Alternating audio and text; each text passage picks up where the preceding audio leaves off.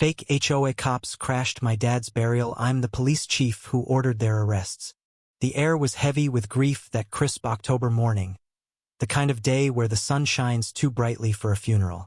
My father, James Whitaker, a retired firefighter who'd saved countless lives, lay in the oak casket before me.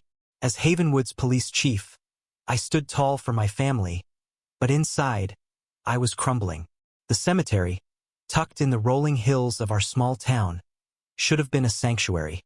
Instead, it became a battlefield. The Karen HOA had been a thorn in Havenwood's side for years. They weren't an official homeowners association, just a self-appointed clique of busybodies led by Linda Grayson, a woman with a perm as tight as her grip on neighborhood gossip. They'd harassed families over unmowed lawns, unapproved mailboxes, even kids' lemonade stands. But this was a new low even for them.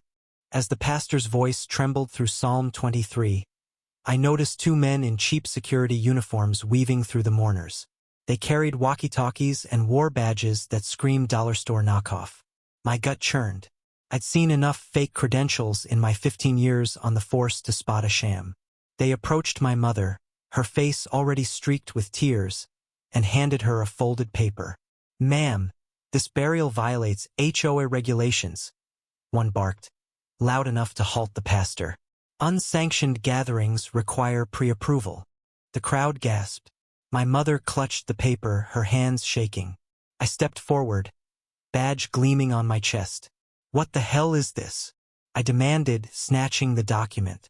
It was a photocopied mess, claiming my father's burial in private cemetery land needed their permission. My blood boiled. These weren't cops. They were Linda's goons dressed up to intimidate. "Who sent you?" I growled, stepping closer.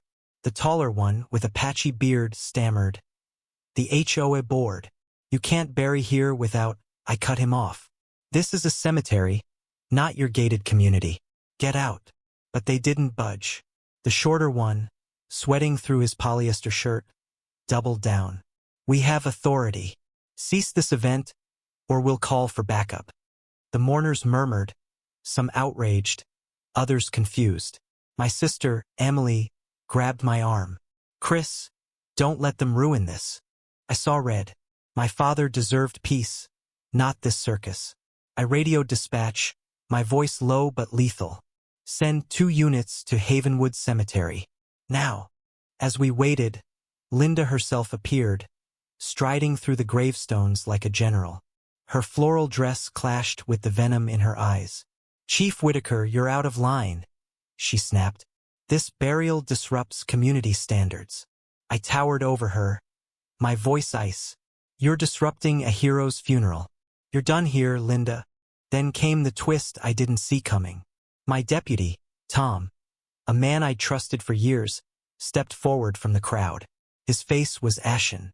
"Chris, I told them about the burial." My heart stopped. Tom, my father's old poker buddy, had been feeding Linda intel. He'd been struggling with debts, and she'd paid him to stir trouble, hoping to flex her power over me.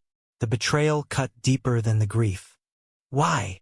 I whispered, fists clenched. Tom's eyes dropped. I didn't think they'd go this far. I wanted to scream, but the sirens wailed closer, grounding me. The real cops arrived, and I gave the order. "Arrest these imposters for impersonating officers. And Linda, you're coming in for questioning." The crowd erupted as the fake cops were cuffed, their bravado crumbling. Linda shrieked about lawsuits, but I didn't care. I turned to my mother, who stood by the casket, her strength returning. "Finish the service," I said to the pastor. He nodded, voice steady now, as we laid my father to rest. But the victory was hollow. That night, alone in my office, I stared at Tom's badge on my desk. He'd resigned, unable to face me. The HOA's stunt had exposed not just their cruelty but the fragility of trust in our town.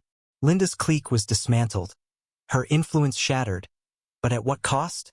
My father's final moment was tainted, and my faith in those closest to me shaken. Havenwood would heal, but the scars remained. I'd fought for justice, but it tasted bitter. The Karen HOA thought they could bully us into submission, only to learn that real power lies in community, not control. Yet, as I locked up for the night, I wondered if I'd been too harsh, too quick to wield my authority. What do you think? Did I do right by my father, or did my anger cloud justice? Share your thoughts on where the line falls between vengeance and accountability.